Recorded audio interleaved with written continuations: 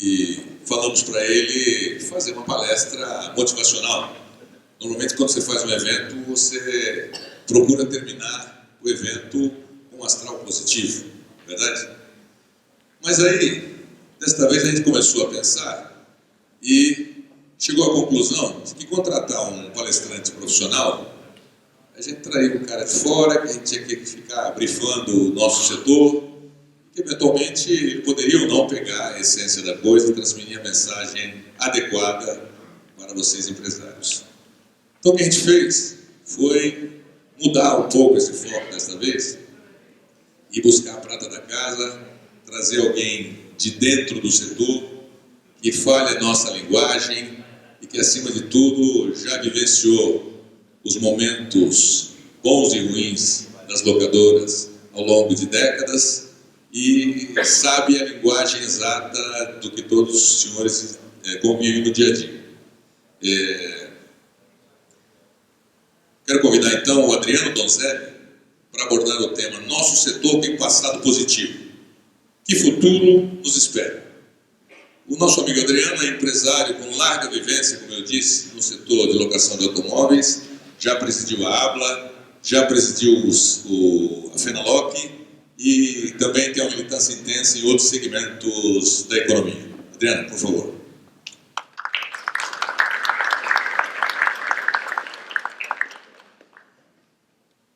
Como eu tenho um problema de altura, vou me permitir de falar dali de cima, tá? Bom, gente, quando eu recebi esse convite para vir falar aqui, eu fiquei muito feliz, porque eu vim para falar para amigos. E, como o Cabral falou, eu tenho uma militância interessante nesse setor, já estou aqui há mais ou menos 20 e poucos anos, e como eu estou vendo que aqui todo mundo é jovem há bastante tempo, né? Os caras aqui que eu estou vendo têm pelo menos uns 30 anos de experiência de ser jovem, né? Começa do negócio por aí. Então, gente, eu vou tentar passar para vocês aqui uma visão.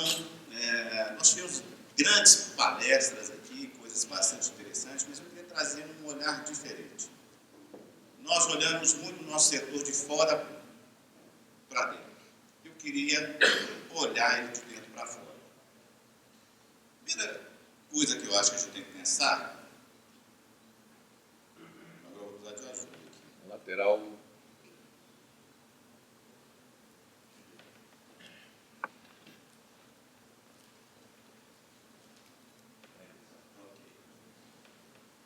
Eu queria conceituar com vocês o que é ser empresário. Todos nós aqui somos empresários. Quando eu abri minha empresa, eu não tinha certeza que esse negócio ia dar certo. Aliás, eu tive muito mais dúvida do que certeza.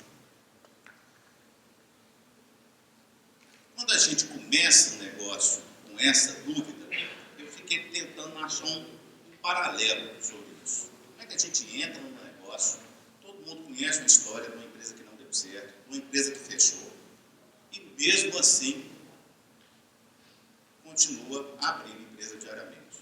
É mais ou menos como um casamento, né? Todo mundo sabe da história que não deu certo, todo mundo casa. Tem casamento todo dia. Eu descobri o seguinte: ser empresário é um ato de fé. Porque fé, quando você tem fé em alguma coisa, você não precisa ver para crer. Mas você precisa crer para ver. Esse ato de fé, essa disposição sua, essa motivação de trazer o invisível ao visível, trazer aquilo que é um sonho com uma realidade, só é possível se você acreditar nisso. Então, dentro disso aí, eu imagino que é o que nós todos fizemos aqui. Nós todos sonhamos um negócio e estamos realizando esse negócio. Nós estamos realizando sonhos. Então, vamos entender o que é a sua empresa. Quando nós imaginamos a nossa empresa, quando nós crescemos lá, a gente imaginou o que seria essa empresa, mas a gente não tinha, como eu disse, certeza do que é.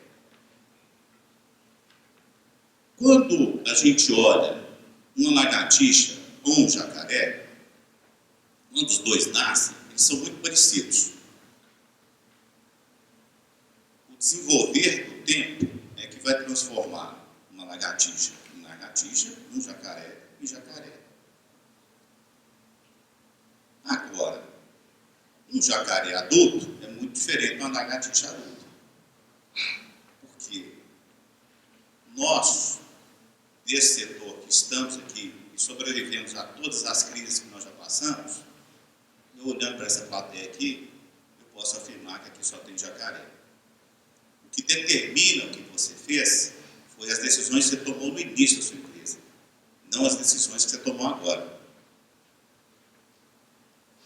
Por isso, eu quero que vocês saiam daqui com as certezas das suas origens. Porque se você tiver certeza da sua origem, você terá muito mais crença no seu destino. E o seu destino é jacaré, não é lagartixa. Vamos entender um pouquinho mais sobre isso. Antes de falar de concorrente, eu queria, só para a gente situar um negócio aqui. O que nós vendemos? Quem pode me ajudar? O que nós vendemos? Paulinho, locação de veículo? Alguma outra ideia? Meio de locomoção? Mobilidade. Prestação de serviço. Deixa eu falar para vocês. Você sabe o que eu acho, na minha opinião, a minha convicção? O que nós vendemos? Tempo. Um carro parado, você nunca mais recupera. E ele está ali. Tempo. E é tão verdade o que eu estou pensando e falando para vocês, que a medida de valor que nós temos é uma diária. E diária é uma medida de tempo. Esse cara vem cá, fala que eu sou jacaré e fala que eu não alugo carro, que eu vendo tempo. Está maluco. Mas, na verdade, eu estava escutando a palestra que me antecedeu aqui, e o doutor estava falando um negócio muito interessante sobre tudo que a gente tem que fazer antes de entregar um carro e não sei o quê. E fiquei imaginando alguém no balcão do aeroporto, 5 pessoas junto com ele ali, esperando e tal, e a operadora fazendo tudo aquilo. Uma vez eu quis perguntar por que balcão de aeroporto não tem cadeira para o cliente sentar. Vocês já se perguntaram isso? Por que balcão de aeroporto não tem cadeira para o cliente sentar? Nenhuma locadora oferece balcão. Não trata bem o cliente? Será que é isso? A gente não quer tratar bem os nossos clientes? E eu entendi que aquilo ali é para a operadora que está atendendo o cliente saber que o cliente dela está mal acomodado, está de pé e quer ser atendido rapidamente. E eu fui falar, bom, então isso aqui vem corroborar com o que eu estou falando, que a gente vende a tempo. Quanto mais tempo o nosso carro ficar no pátio, menos nós vamos ter de faturamento. Menor vai ser o nosso faturamento. Então, quanto mais agilidade nós tivermos, maior vai ser o nosso faturamento. Então, esse aspecto é um aspecto que começa a mudar o nosso entendimento sobre o nosso negócio. Que por mais que a gente queira pensar outras coisas, enquanto a gente não resolver o problema do tempo no nosso negócio, enquanto nossos carros estiverem parados, menor vai ser o nosso faturamento. Então, o fator primordial do nosso negócio, nós vendemos tempo. Interessante isso, né? E aí a gente começa a pensar de outra forma. Quem são os nossos concorrentes? Ontem eu conversando, e me falaram que o Uber é um grande concorrente nosso. Já me falaram que a internet 5G é um grande concorrente nosso. Juros a 0,5% é um grande concorrente nosso. Por quê? Juros a 0,5% é um concorrente nosso? Muitas vezes, quando nós vamos levar uma proposta de terceirização, o cara faz a conta de quanto é que vai sair do bolso dele. Essa é a principal conta que o cara faz. Quanto é que vai sair do bolso dele mensalmente? Quanto é que ele vai ter que pagar para nós por aqui? Ele esquece de ver todos os outros fatores que vêm agregados a isso. E a gente está trabalhando danado para mostrar isso para ele. Mas esse é o fator que pesa na cabeça dele.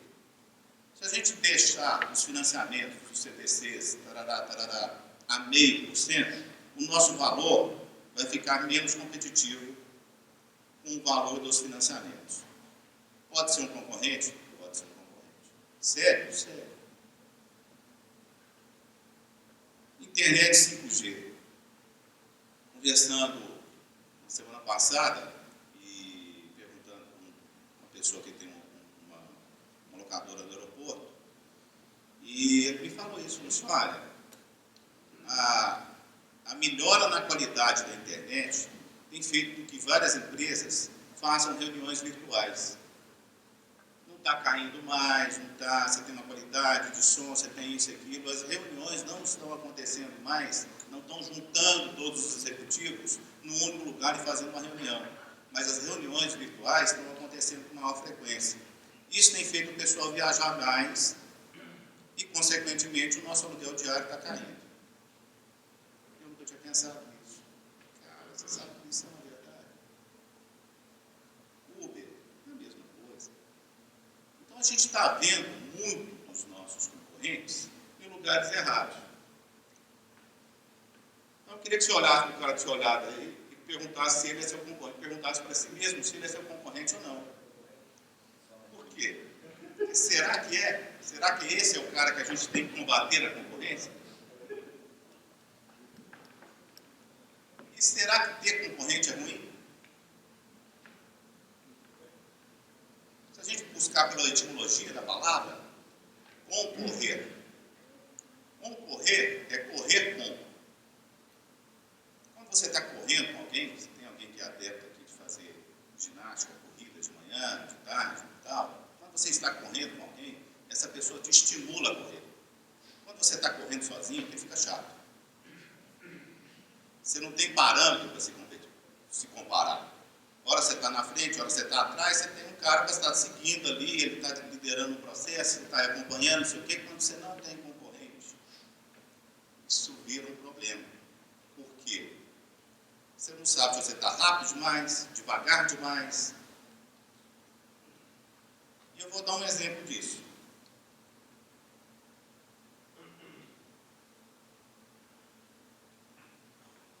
Como é que solta o vídeo aqui?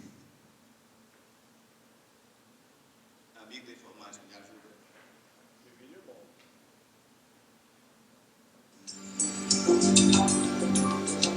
I think about it a lot. We all do.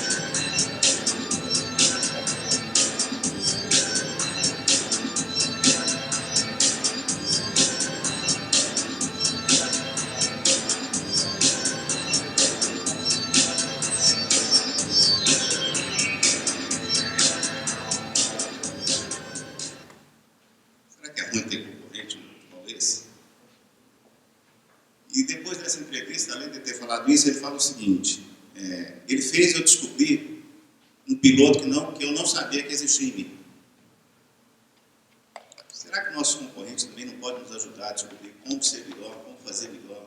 Muitas vezes a atração que ele tem pelo cliente faz a gente rever alguns procedimentos que a gente está tendo. Então, quando você olhar o seu cara do bar aí, você não vai ver ele mais como um concorrente que te atrapalha, mas um concorrente que te ajuda. Aquele cara que pode descobrir em você um piloto que nem você mesmo sabe que existe. Vai descobrir na sua empresa coisas que você não sabia que ela podia fazer. A gente conceituando agora, nós somos Jacaré, e que nossa empresa tem qualidade, nós somos uma Fórmula 1 na nossa empresa, eu vou trazer uma reflexão agora sobre o que a gente escutou aqui ontem. Nós escutamos uma palestra aqui que perguntava quanto vale a sua empresa. E parabéns, o pessoal da KPMG é fantástico e tal, mas eu confesso a vocês que eu não dei conta de acompanhar aquele raciocínio. Eu fiquei meio perdido.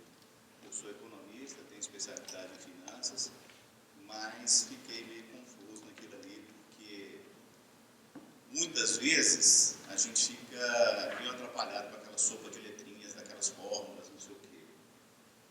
Eu sou da roça, eu sou lá de Goiás, e lá a gente aprende. Eu me lembro que tem uma história muito interessante que a gente contava lá, como tem muito Patrício aqui, falou que o filho do cara chegou na loja do pai e falou: pai, você não tem uma informática, você não controla nada, você não sabe se está ganhando dinheiro ou perdendo dinheiro, como é que vai funcionar isso aqui? Nós temos que trazer gente para cá e tem que organizar e não sei o quê. Como é que você sabe se está ganhando ou perdendo dinheiro? O pai olhou para o filho, baixou, levantou uma malinha, colocou em cima do balcão, abriu a malinha, pegou 4 coisinhas, 5 coisinhas, colocou dentro da mala, fechou a mala. Eu comecei com isso aqui, o resto é lucro. Então, acho que eu estou bem. Então, é mais ou menos assim que eu penso sobre os nossos negócios, né? Quanto que vale o seu negócio. Mas eu queria inverter essa pergunta. Eu queria perguntar para vocês quais são os valores das suas empresas. A gente está muito preocupado monetariamente com o nosso negócio. Mas será que é isso que vale realmente no nosso negócio? Que valores são princípios que você adota para o seu negócio. E o interessante disso quando você pega uma construção, tem engenheiro aqui? Alguns engenheiros aqui, né? Então, vocês me corrijam se eu estiver errado. Quando você olha um prédio altão, o que você tem que lembrar sempre? O que determinou a altura daquele prédio foram suas fundações. Se você não tiver boas fundações, quanto mais alto for o seu prédio, maior o risco de desastre. Então, a gente tem que começar a preocupar com isso. Quais são os princípios da minha empresa? Porque fundações é no princípio da obra. Quando você começa uma obra, a primeira coisa que você tem que fazer são as fundações para dar sustentação para cima. Estou errado aí, os engenheiros? Aqui não. É isso? Então, vamos embora. De acordo com as suas fundações, com os seus fundamentos, com os seus princípios, é que essa obra vai ser edificada e vai ser maior ou menor. Não adianta você começar uma obra com princípios errados, com fundações erradas. Então, quanto é que vale a minha empresa? Eu acho que a nossa reflexão tem que ser: quais são os valores da minha empresa? Quais são os princípios da minha empresa? Será que os meus funcionários conhecem esses princípios? Será que eu tenho passado para eles, para todo mundo que me cerca da empresa, quais são os meus princípios? Como eu disse para vocês, eu sou um homem da roça. Durante muito tempo, eu plantava. Hoje eu mudei um pouco, eu mexo com pecuária. E uma das coisas que plantar me ensinou é o princípio da semente. A semente, por menor que seja, ela carrega todos os princípios que uma planta adulta vai ter. Uma semente, ela traz no seu DNA tudo que que aquela planta pode ser. E esse é um princípio que a gente tem que começar a aplicar nas nossas empresas. O princípio da semente. Que não adianta você plantar laranja e querer colher maçã. Esse é um princípio que a gente tem que ter. Se você está plantando lá nas suas empresas coisas que não vão dar resultado, não adianta que os resultados não vão acontecer. Então a gente tem que começar a pensar os princípios dessa semente. Quais são os princípios dessa semente? E que tamanho que vai ser isso?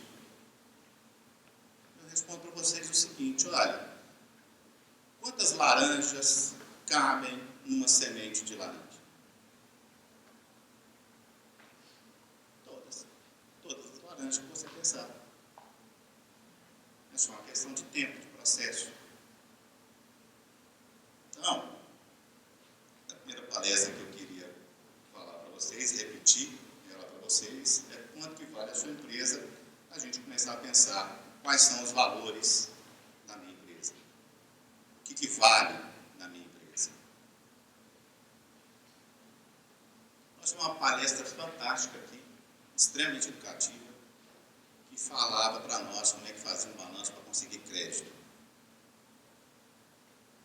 E eu queria fazer essa mesma pergunta para vocês, perguntando qual o balanço de créditos que sua empresa pode contabilizar. Os seus clientes acreditam na sua empresa? Você tem entregado tudo aquilo que você tem prometido? Os seus funcionários, seus colaboradores, acreditam na sua empresa? Você tem disseminado entre eles credibilidade? Sobre o que a gente está falando aqui? Sobre um balanço bem feito para apresentar para um banco? Ou sobre uma empresa que você pode mostrar para a sociedade? Você se serve da sociedade em que você está ou você serve a sociedade em que você está? Você está inserido em algum programa em que a sociedade vise o melhor? Ou você está ali passando uma chuva? É melhor você ter créditos no seu balanço ou você ter credibilidade na sua empresa? Eu já vi muita empresa com um balanço extremamente positivo desaparecer. E já vi empresas que passou por diversas dificuldades sobreviver, porque estava com seus fundamentos certos, porque ele tinha credibilidade. Vou dar um testemunho pessoal. A minha empresa passou, há 5 anos atrás, uma das piores crises que ela já tinha passado.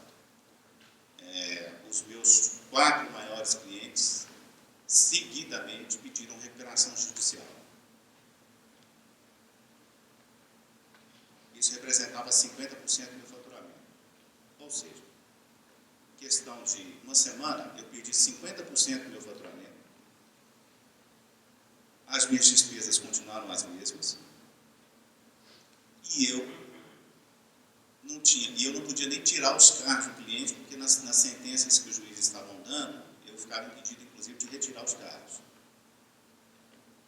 O que salvou a minha empresa não foi o crédito que eu tinha, os valores que eu tinha no cofre, ou o crédito que eu tinha junto para descontar uma duplicada ou coisa parecida. O que salvou a minha empresa foi a credibilidade que eu tinha junto aos meus fornecedores, junto aos bancos. Crédito aqui não foi um crédito financeiro, porque o meu balanço estava terrível naquele momento. Eu não teria como pagar. E eu só não quebrei porque eu tinha credibilidade para sentar, conversar com cada um e falar assim, olha gente, o negócio é assim, mas eu não sou lagartixa, eu sou jacaré, meus princípios estão lançados, meus fundamentos são bons e eu vou dar conta de pagar vocês e vou pagar vocês. Essa credibilidade que não está no balanço salvou a minha empresa. chama de fidelidade. Deixa eu perguntar um negócio para vocês. Você tem sido fiel à sua empresa? Você tem sido fiel aos seus clientes? Que tipo de fidelidade nós estamos fazendo? É o que eu perguntei para vocês há pouco. Vocês estão lá para passar uma chuva ou para perpetuar a sua empresa? Vocês estão lá para esperar a melhor oferta para vender o seu negócio? Você está lá porque você acredita naquilo que você sonhou um dia e acredita que você é jacaré, que você não é lagartixa? Você acredita na força da sua empresa? Você acredita que seus princípios são bons? Você acredita que os seus fundamentos são bons?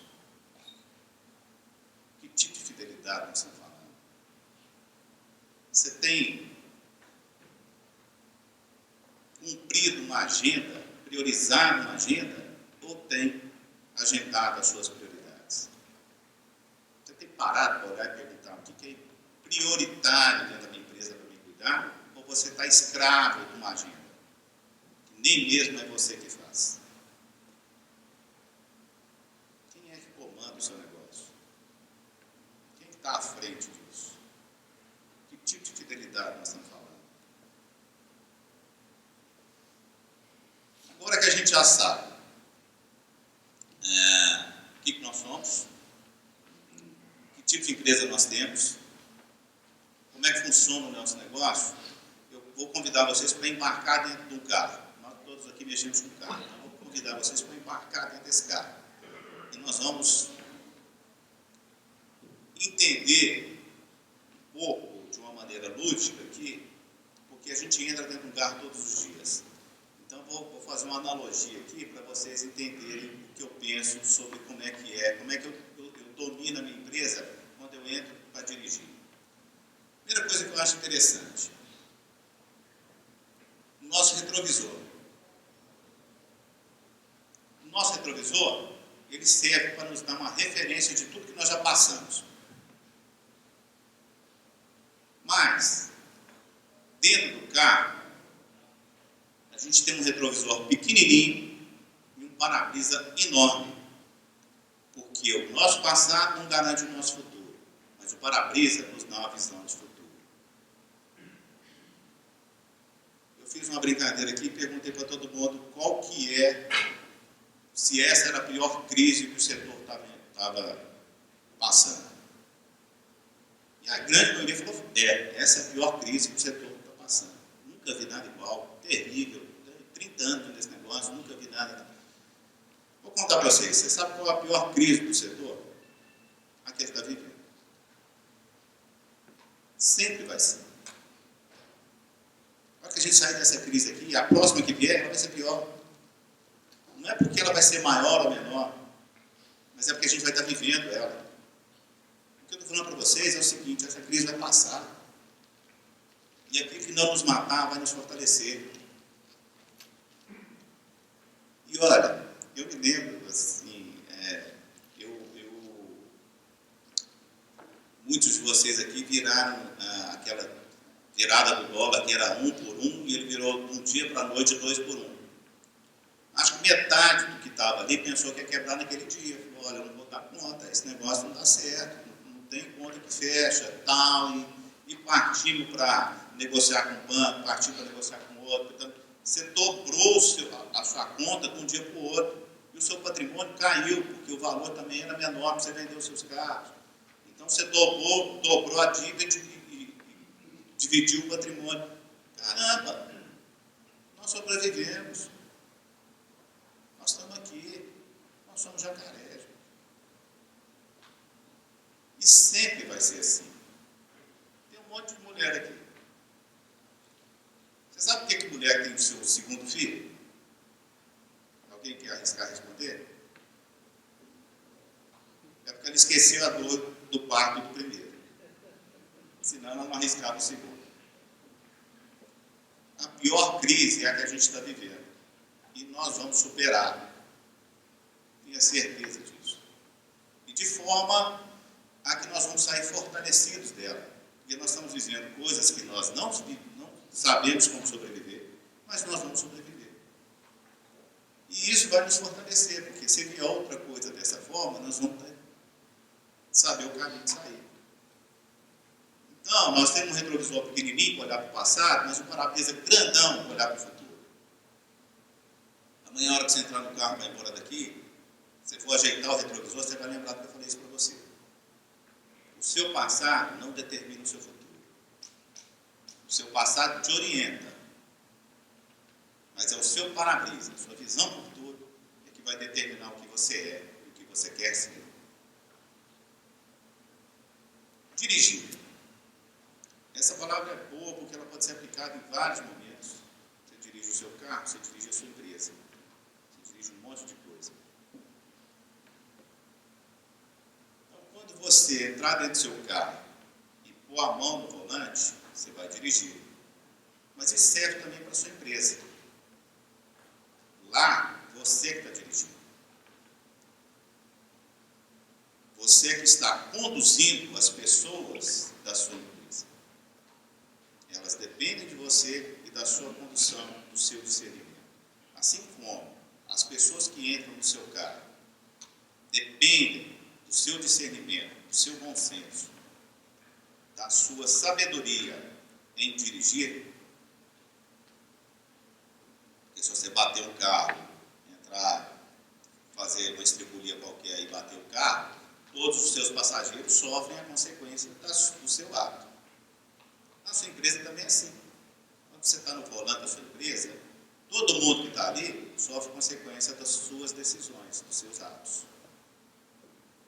É claro que quando você está dirigindo, você precisa de algumas informações. É o que a gente está pegando aqui, o que o sindicato está propiciando para nós aqui. Ela está nos dando uma série de informações. Então, quando você olha para o painel, você está pegando as informações que você precisa para dirigir. Mas as informações não adiantam nada se elas não forem transformadas em conhecimento. Se você não souber ler os instrumentos que você está olhando, era preferível não ter painel no carro. Então a gente precisa transformar toda a informação que a gente tem em conhecimento. Isso é fantástico. Um livro fechado, ele tem diversas informações. Mas se você não ler esse livro, aquelas informações não vão transformar em conhecimento. E eu acho interessante quando a gente reúne aqui, começa a falar sobre informação, começa a passar essas informações para vocês, começa a dividir o nosso conhecimento, acontece uma coisa fantástica. Porque quem divide o conhecimento multiplica a sabedoria. Artigo do Eládio na revista desse mês. Ele fala sobre isso, em alargar as nossas tendas, ele fala em dividir aquelas informações para que elas se tornem conhecimento. E se você for cuidadoso do seu conhecimento, você vai transformar esse conhecimento em sabedoria.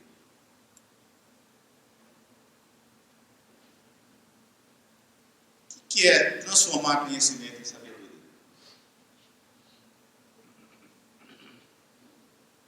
Quando você entra num lugar completamente escuro,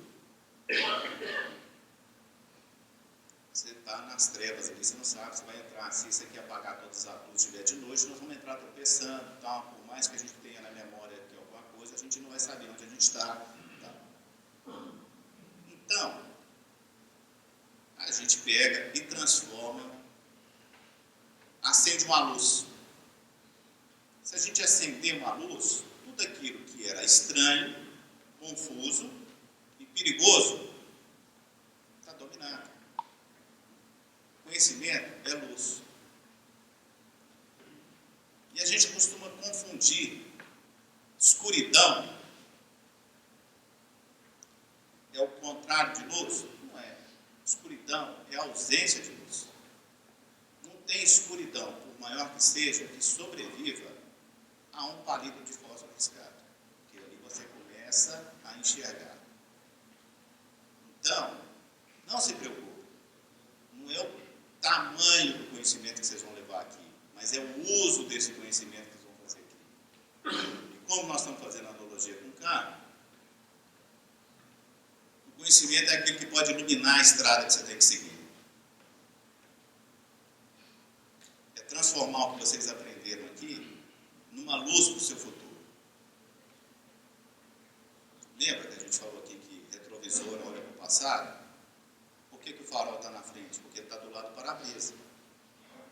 Ele quer olhar para frente. Ele quer mostrar para você os caminhos que você tem que seguir. Qual estrada que você vai seguir. Você está no comando do seu negócio, da sua empresa. E eu queria só pedir para vocês o seguinte. Direção, no caso, é muito melhor que velocidade. A gente está na cultura do fast. Tudo é fast food, tudo é fast, né?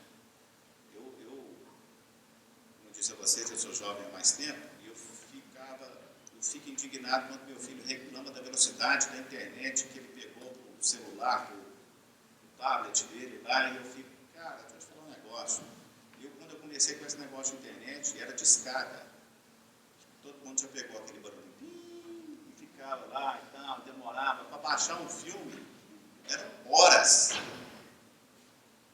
Mas essa geração nova é tudo fast. E o problema de ser fast, de ser rápido, é que a gente não vive os processos.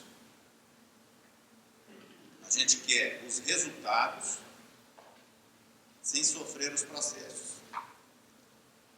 Isso nos torna muito superficial. Isso nos torna,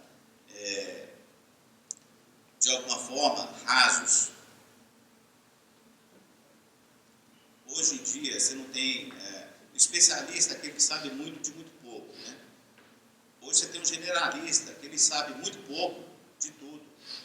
Não tem profundidade, não tem calma. Você para conversar com as pessoas e você vai ver que ela está só superficial, ele só lê as manchetes do jornal, ele não lê, ele não se aprofunda.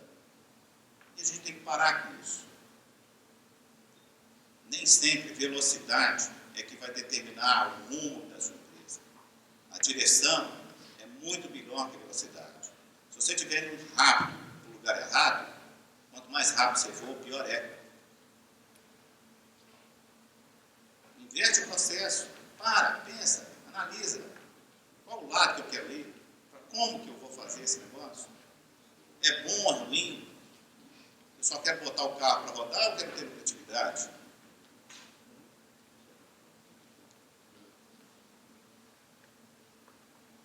E eu vou falar um negócio para vocês.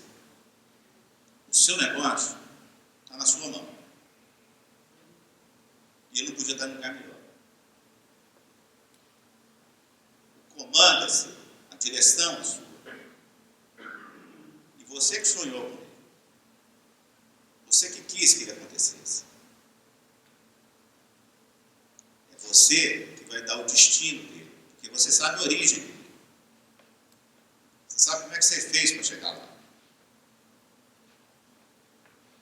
Não se preocupe com as crises, com a política, com isso, com aquilo outro. Tudo passa. Lá na roça nós temos um negócio que é interessante, que de repente a gente se abriga numa tempestade, no meio do pasto, não sei o que e tal, e pensa que aquele negócio vai ser terrível. Na hora que passa, é um negócio fantástico. Mas passa. Eu sou cristão, né? Isso é um princípio bíblico, né? Não há noite que amanhã não vença. Então, por mais que esteja em trevas, por mais que você esteja com dificuldade, vai passar porque você está no comando. Você só tem que pegar as informações, o conhecimento que você tem e transformar isso em sabedoria. Você é o melhor cara que tinha para tomar conta desse negócio. Você sabe por quê? Não é outro, não é um consultor que vai te resolver o seu problema, não é isso, não sei o quê, porque ele não tem a paixão que você tem no seu negócio, o amor que você tem no seu negócio. É claro que eu não estou falando aqui daquele pessoal que está ali para ganhar um dinheiro, ir embora, não sei o quê. Eu estou falando de gente que tem valores, gente que quis criar aquela empresa, que quis viver daquilo, que sonhou com aquilo, que mais preocupado do que tirar o dinheiro da empresa, da preocupado em fazer a empresa dar certo. O dinheiro tem que ser uma consequência, você tem que viver daquele negócio ali como consequência. E viver bem, inclusive. Não podemos ter empresa para pagar funcionário, não podemos ter empresa para pagar o governo, não podemos ter empresa para pagar fornecedor, para pagar banco. Nós temos que ter empresa para nós, para que ela cumpra o seu propósito na nossa vida. E se você não está feliz com o seu negócio, é na hora de você repensar o seu negócio, se é aquilo que você quer. Eu tenho 2 filhos, tenho 3 filhos, uma menina e dois meninos. O meu mais velho tem 15 anos, é o Adriano, meu chará. É Adriano e Luciano. Lá em Goiás a gente costuma colocar nome nos vídeos de dupla sertaneja, porque vai que dá certo. Nenhum dos dois vai tomar conta do meu negócio. Os dois são apaixonados. Um é apaixonado na fazenda, que vai tomar conta da fazenda, e o outro é apaixonado no negócio da mãe, que é a usina hidrelétrica. E eu um dia conversando com ele, falei, pô, cara, mas tem tantos anos, estou fazendo esse negócio aqui, vocês têm que vir para cá, você tem que tomar conta. E o mais novo virou me falou assim, pai, quem sonhou com isso foi você, não foi eu. Tinha 12 anos na época. Rapaz, esse cara vai ser bom, o que ele vai fazer? Então a gente tem que pensar nisso. Nós temos que perpetuar o nosso negócio. Eu já me resolvi com isso, eu entendi que esse sonho é meu. Eu arrumei outro cara que tinha o mesmo sonho que eu. Hoje nós somos sócios e ele vai tomar conta. Eu vou virar acionista do negócio daqui a um tempo, sei lá o que eu vou fazer. Mas tem que ter paixão no negócio. Se você não está apaixonado pelo seu negócio, você está no negócio errado. Você tem que fazer aquilo. Você tem que entender daquilo. Você tem que buscar a solução onde ninguém está vendo. Ser um visionário que está lá dentro. Você tem que alargar nas suas tendas sobre o conhecimento que você tem e dividir isso com todo mundo que está à sua volta. Você tem que achar os seus parceiros. Você tem que achar o cara que vai junto com você nesse sonho. O cara que sonha com você. Que está junto. E não tem crise que é capaz de derrubar um sonho. A gente não pode se esconder atrás das nossas próprias limitações. Nada, nenhuma dificuldade momentânea pode nos acovardar de viver o nosso sonho. Nós temos que ir atrás, nós temos que buscar, nós temos que brigar, nós temos que chorar, temos que fazer de tudo para conseguir os nossos sonhos. Porque, olha, nem todo sonho vira uma realidade. Mas não existe nenhuma realidade que não nasceu de um sonho. O próprio sindicato, ele foi sonhado por alguém que no começo era um problema. De falta de gente que acreditava, que ia junto, que fazia. A ABLA, nos seus 40 anos, quando ela foi sonhada, eram 5, 6 pessoas que entendiam que era preciso criar uma organização naquele sentido e tal. Hoje ela tem 40 anos, está aí, dando show para todo mundo, sempre servindo de modelo para todas as sociedades. É isso, gente. A gente não pode abrir mão dos sonhos. As dificuldades momentâneas, as chuvas, não podem nos impedir. E ela não vai nos derrubar. Nosso negócio é muito maior do que isso, nossos sonhos são muito maiores do que isso. Vou repetir para vocês, nem todo sonho vira realidade, mas não existe nenhuma realidade que não nasceu de um sonho. Quando você fala de sonho, parece uma coisa muito lúdica, muito... Se você pegar a história da humanidade, a história de poder da humanidade, você vai ver que é o seguinte, antigamente quem tinha força dominava. Tinha braço forte, dominava. Isso foi substituído depois porque quem eram os senhores de terra, quem tinha propriedade, quem era dono, os senhores feudais que tinham donos das terras e tinha um monte de servo trabalhando para ele. Depois, isso foi substituído pelos capitães de indústria, quem tinha a capacidade de transformar uma coisa em outra e agregar valor àquilo. A Revolução Industrial fez isso com a gente. vivendo a era do conhecimento. A empresa mais valiosa do mundo tem muito pouca propriedade, tem muito pouca indústria, tem muito pouca... Ela só tem conhecimento. Nós estamos vivendo a era do conhecimento. E o cara que é dono da Google, que é essa empresa que vive hoje a era do conhecimento, falou que quem vai mandar no mundo na próxima geração de poder, nós passamos ali pela força, pelas terras, pela indústria de transformação, pela indústria do conhecimento, o próximo que vai mandar são os sonhadores. Nós estamos no bom caminho, vamos sonhar. Pelo menos a gente vai fazer uma poupança no futuro. Então esse que é o modelo. Quem está falando isso para vocês? Não, é o cara da Google. Acho que ele tem um pouquinho de credibilidade para falar isso para vocês. Einstein já falava isso, né?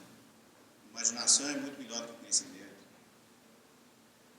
Vou contar uma historinha rápida, adaptada para vocês, de Einstein. Einstein era um cara muito inteligente, mas ele era também um cara muito educado. E dizem que ele chegou numa festa, querendo se relacionar com as pessoas, querendo conversar e tal, mas ele não queria ser deselegante, ele chegava e falava assim: Eladio, quanto que é seu QI? Meu QI é 400.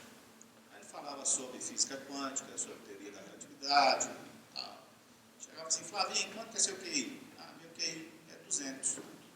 Aí ele falava sobre a história da arte, sobre o modernismo, sobre aquilo, não sei o quê. Aí chegava e falava assim: Adriano, quanto que é seu QI? Eu falava 10. Ele falava: e como é que está a sua locadora? Brincadeira, gente. Eu acredito nesse negócio. Vivo dele faz tempo. Bom, nós estamos vivendo um momento difícil no nosso país, economicamente, politicamente, um momento que nos traz sérias apreensões, um momento que nos traz grandes dificuldades, e a gente está sendo meio que passageiro nessa história. Eu queria convidar vocês a realmente assumirem as direções das suas vidas nesse momento. Que vocês encontrem um papel maior do que o seu papel individual. Nós fazemos parte de uma sociedade que está doente. E o pior é que as doenças estão mudando.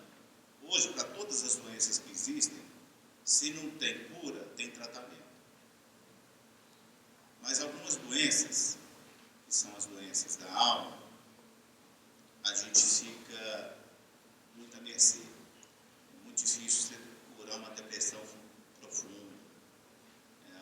Então, a gente tem que combater isso antes que ela nos aconteça. Né? E o país está em depressão profunda. Não só depressão econômica, mas em depressão social, em depressão política. E nós não podemos deixar que isso aconteça. E nós temos que combater isso da forma que nós sabemos. Lá na roça, eu aprendi o seguinte, que um cavalo, ele consegue puxar 1,2 do seu peso. Então, um cavalo pesa normalmente 400 quilos, ele consegue puxar 600 quilos. Mas se eu juntar 2 cavalos, eles não puxam 1.200 quilos. Eles puxam 4.000 quilos. Se tem alguém que é da roça aqui, já aprendeu isso também. Por isso as carruagens tem sempre mais de um cavalo. Então, é por conta disso. Os cavalos, eles multiplicam o seu poder de tração quando eles estão juntos. E aprendendo sobre isso, a gente vai tentando nos guiar com isso. Queria dizer para vocês que quando vocês estão juntos, vocês são mais fortes. Vocês são maiores do que o resultado da soma individual um do outro. E se nós juntarmos e é um papel que o sindicato vem fazendo aqui, se nós juntarmos os nossos esforços, se nós juntarmos as nossas inteligências, se nós juntarmos as nossas expertises, nós seremos muito maiores do que a soma do individual. E nós podemos fazer isso. E não tem que ser amanhã, não tem que ser depois da manhã, não tem que esperar uma coisa melhorar para você ir. Você pode fazer isso agora. No seu negócio, na sua empresa, na sua família, no seu sindicato e no seu país. Porque senão, o ser humano é muito sem vergonha, vamos combinar, né? Se ele puder adiar qualquer esforço que ele tiver de fazer, ele vai adiar. Ele vai estar sempre falando assim, na hora que eu ganhar aquele dinheiro, na hora que eu comprar aquele negócio, na hora que eu conseguir aquilo outra coisa, então eu vou fazer isso. E vai postergando cada vez mais. Vou passar um vídeo que vai mostrar que nem sempre o mais preparado é aquele que resolve a situação. Solta o vídeo, por favor.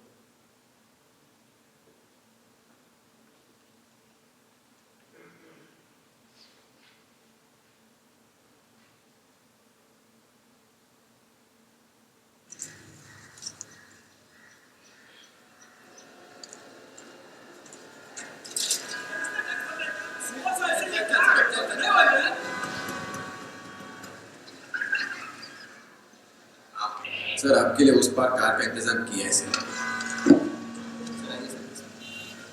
ये चल चल।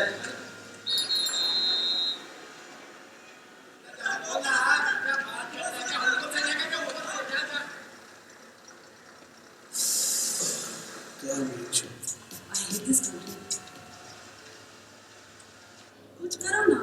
मैं वहाँ जाके क्या उखाड़ लूँगा?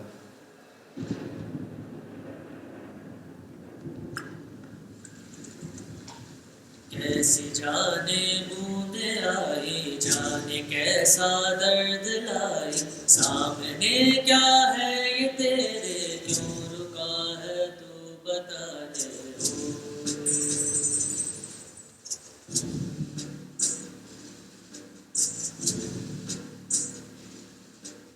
कौन तुझको पार लेगा, कौन होगा वो मसीहा, मुझसे तू ढूंढता है, वो ही है तू वही है।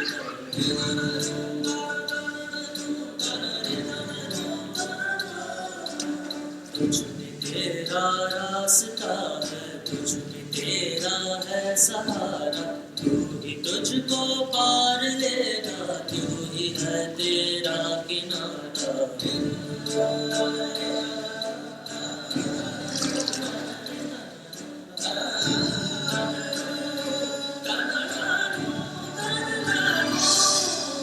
तुझ में तेरा रास्ता है, तुझ में तेरा है सहारा, तू ही तुझको पार लेगा, तू ही है तेरा किनारा। किसे ढूंढता है तू ही रे, तू ही रे, तू ही रे तेरा मसीहा हो। Que muda o mundo é a atitude. Espero que vocês tenham atitude. Muito obrigado.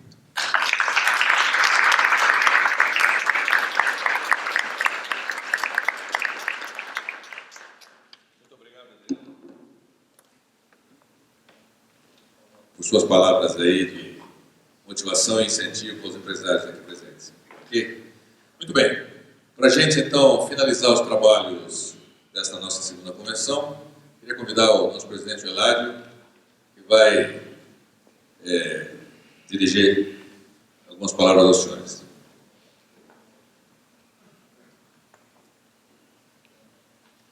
Bom, eu tenho o mesmo problema com a Adriana. Sim.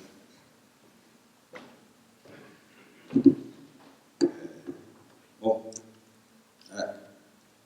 nessa convenção, então, vamos sair com bastante trabalho para casa. Temos bastante assuntos a resolver, né? E acho que só depende da gente mesmo. Obrigado, Adriano, pelas palavras. Antes de terminar, eu queria chamar aqui o Paulo Nemer, presidente da ABA, e o Paulo Gaba, presidente da Penaloc. Por favor.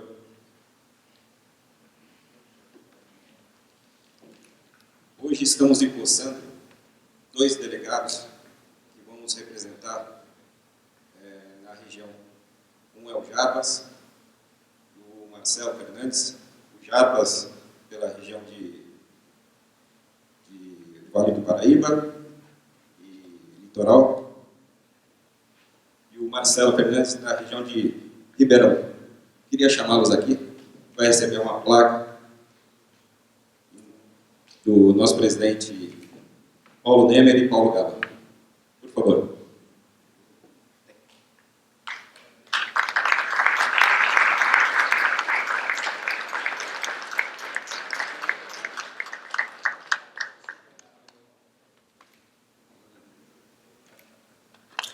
Sintam-se empossados e tem bastante trabalho também, viu? Obrigado.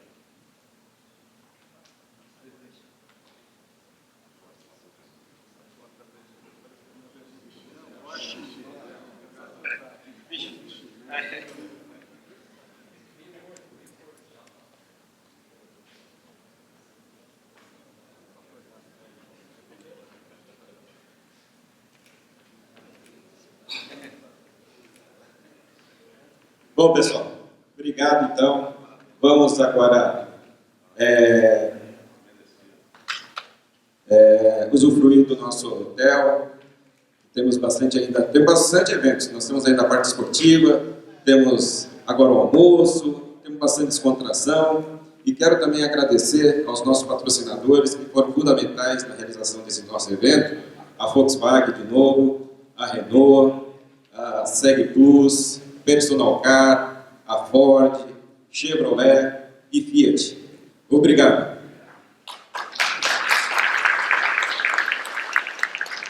Pessoal, então a última atividade é vocês emitirem aí a opinião através da nossa ficha de avaliação dos trabalhos de hoje,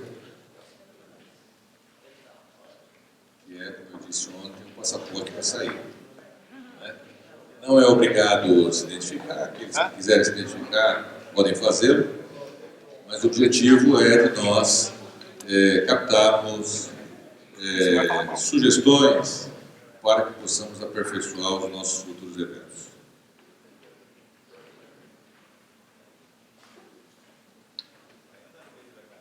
Nós vamos ter agora à tarde, temos o almoço, como a Eladio disse, nas atividades esportivas aí, nós vamos ter aí campeonato de truco, vai ter tênis, vai ter futebol. Então, aqueles que não tiveram a oportunidade de se inscrever ainda, tem os monitores aí fora e podem se inscrever.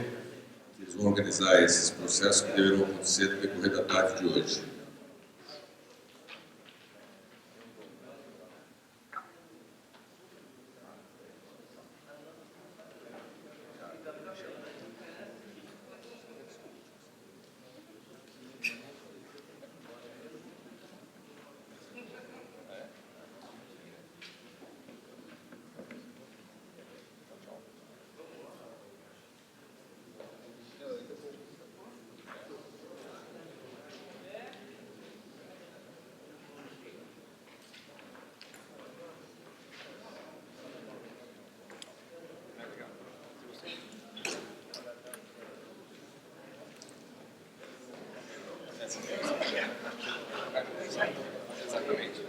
Bem? Ah, tá, por isso você chegou mais tarde, né? E aí, tudo bem?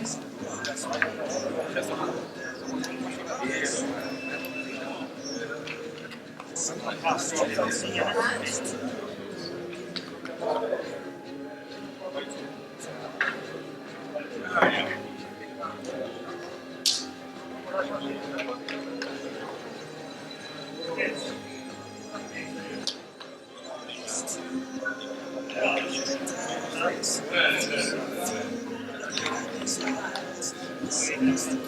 Acima da expectativa.